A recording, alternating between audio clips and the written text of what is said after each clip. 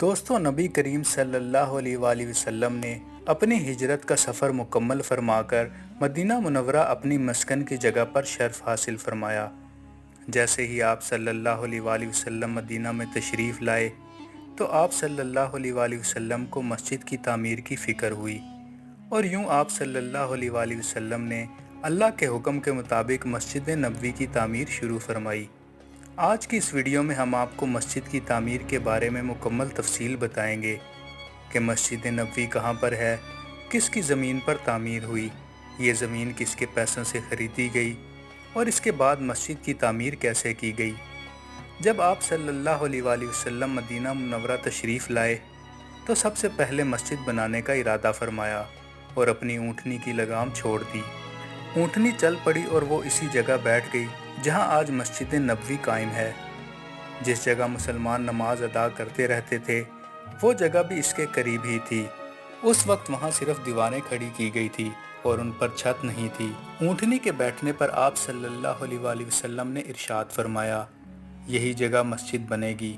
اس کے بعد آپ صلی اللہ علیہ وآلہ وسلم نے حضرت اسد بن زرارہ رضی اللہ تعالیٰ عنہ سے فرمایا، یہ جگہ مسجد کے لیے وقف کر دو۔ دوستو، یہ جگہ دراصل دو یتیم بچوں سہل اور سہیل کی ملکیت تھی، اور حضرت اسد بن زرارہ رضی اللہ تعالیٰ عنہ ان کے سرپرست تھے۔ روایت میں آتا ہے کہ جب ان بچوں کو بلایا گیا تو انہوں نے عرض کیا، یا رسول اللہ، ہم یہ زمین ہدیہ کرتے ہیں، لیکن آپ صلی اللہ علیہ وآلہ وسلم نے ان کا ہدیہ قبول کرنے سے انکار فرما دیا اور زمین خریدنے کا فیصلہ فرمایا۔ چنانچہ حضرت ابو بکر صدیق رضی اللہ تعالیٰ عنہ نے اپنے مال سے وہ قیمت ادا کی اور وہ زمین خرید لی گئی۔ کیا بڑی سعادت پائی حضرت ابو بکر صدیق رضی اللہ تعالیٰ عنہ نے کہ قیامت تک مسجد نبوی کی نمازوں کا ثواب ان کے نامہ اعمال میں لکھا جاتا رہے گا۔ زمین خریدنے کے بعد آپ صلی اللہ علیہ وآلہ وسلم نے مسجد کی تعمیر شروع کرنے کا ارادہ فرمایا۔ گارا تیار کیا گیا، پھر آپ صلی اللہ علیہ وآلہ وسلم نے اپنے دستے مبارک سے پہلی اینٹ رکھی۔ اس کے بعد حضرت ابو بکر رضی اللہ تعالیٰ عنہ کو بلایا گیا۔ انہوں نے دوسری اینٹ آپ صلی اللہ علیہ وآلہ وسلم کی اینٹ کے برابر رکھی۔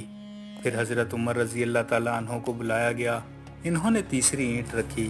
اس کے بعد حضرت عثمان رضی اللہ تعالیٰ عنہ کو بلایا، انہوں نے چوتھی اینٹ رکھی، اور پھر آپ صلی اللہ علیہ وآلہ وسلم نے مسلمانوں کو حکم دیا کہ اب پتھر لگاؤ اور مسجد کی تعمیر کو مکمل کرو۔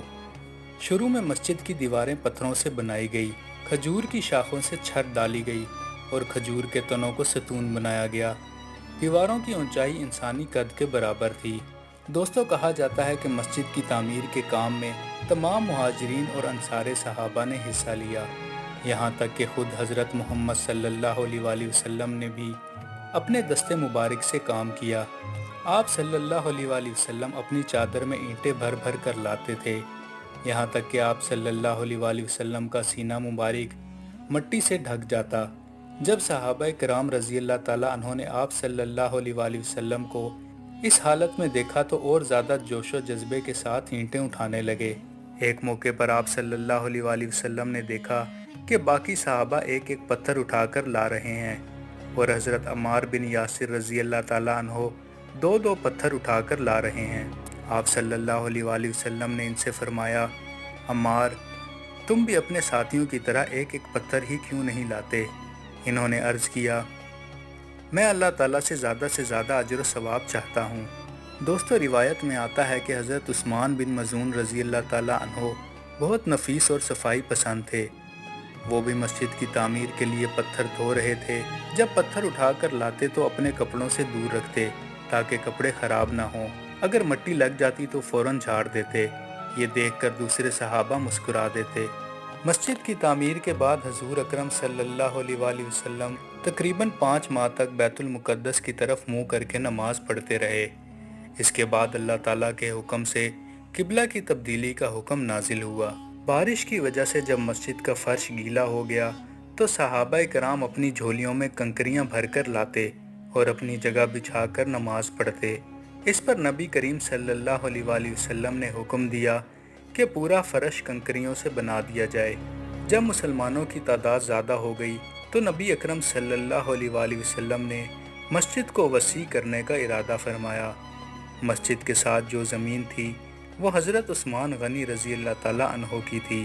یہ زمین انہوں نے ایک یہودی سے خریدی تھی۔ جب حضرت عثمان رضی اللہ تعالیٰ عنہ کو معلوم ہوا کہ حضور اکرم صلی اللہ علیہ وآلہ وسلم مسجد کو وسیع کرنا چاہتے ہیں تو انہوں نے عرض کیا، یا رسول اللہ، آپ یہ زمین مجھ سے جنت کے ایک گھر کے بدلے میں خرید لیجئے۔ آپ صلی اللہ علیہ وآلہ وسلم نے وہ زمین ان سے لے لی، اور پھر آپ نے فرمایا، اگر میری یہ مسجد سی کے کسی مقام سے بھی وسیع ہو جائے تب بھی یہ میری مسجد ہی رہے گی، یعنی مسجد نبوی ہی رہے گی۔ دوستو، اس سے ظاہر ہوتا ہے کہ نبی کریم صلی اللہ علیہ وآلہ وسلم نے مسجد نبوی کی وسیع ہونے کی خبر پہلے ہی دے دی تھی، اور ہوا بھی ایسا۔ بعد کے ادوار میں اس کی توسیع ہوتی رہی، اور یہ سلسلہ آج تک جاری ہے اور آگے بھی جاری رہے گا۔ اس وقت مسجد کی لمبائی 70 فٹ اور چوڑائی 90 فٹ تھی۔ اس کے بعد سن 7 ہجری میں فتح خیبر کے بعد آپ صلی اللہ علیہ وآلہ وسلم نے مسجد نبوی کی توسیع فرمائی۔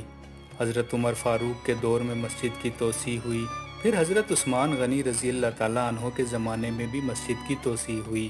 اس کے بعد اموی خلیفہ ولید بن عبد المالک اور پھر عباسی دور میں کی گئی توسیع کا طریقہ آج بھی برقرار ہے، لیکن حج و عمرہ کرنے والے اور زائرین کی کثرت کی وجہ سے جب وہ توسیعات بھی ناکافی ثابت ہوئی تو موجودہ سعودی حکومت نے کرب و جوار کے محلات کو خرید کر انہیں منہمد کیا اور ایک عظیم و شان توسیع کی، جو اب تک کی سب سے بڑی توسیع مانی جاتی ہے۔ دوستو، مسجد نبوی میں ممبر اور حجرہ مبارک کے درمیان جو جگہ ہے اسے روضہ جنت کہا جاتا ہے۔ حضور اکرم صلی اللہ علیہ وآلہ وسلم کا ارشاد ہے، میرے ممبر اور میرے گھر کے درمیان کی جگہ جنت کے باغیچوں میں سے ایک باغیچہ ہے، اسی لیے اس جگہ کو ریاض الجنہ کہا جاتا ہے۔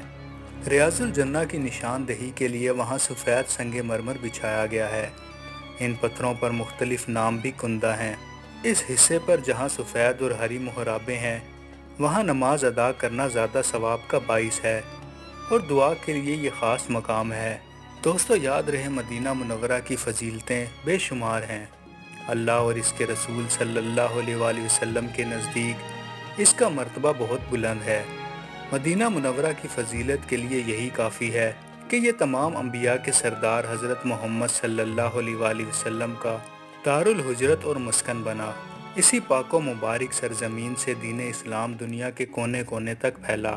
اس شہر کو طیبہ اور طابہ بھی کہا جاتا ہے، یعنی پاکیزگی کی کمر بستگی۔ اسی شہر میں اعمال کا ثواب کئی گنا بڑھا دیا جاتا ہے۔ مزید ویڈیوز کے لیے چینل کو سبسکرائب کریں۔